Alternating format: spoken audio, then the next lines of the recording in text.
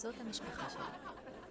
צבעונית, רועשת, לפעמים קצת כאוטית. ממש כמו הקזינו הזה. זו אמא שלי, רויטל. פעם הייתה מעשנת, היום נחנקת מניעת של סיגריות. היא תמיד משחקת בצדדים, כי ככה הסיכויים שלה יותר גדולים. אני משחקת רק על הצדדים. זה אורין, אחי. הוא מאוד אוהב להרוויח, ולא בדיוק יודע מתי לעצור.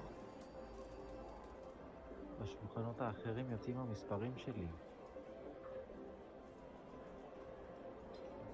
זו סבתא שלי, אסתר.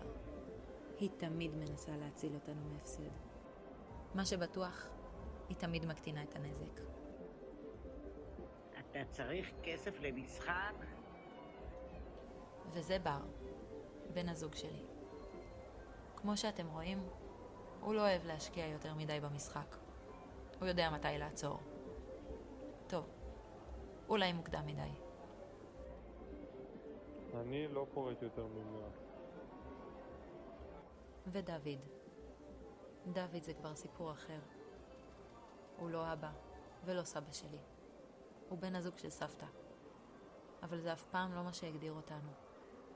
איכשהו, הקשר הזה שבחרנו בו חזק יותר מכל דבר אחר. כמה דברים הוא לימד אותי. על הקזינו, על החיים, על שניהם יחד.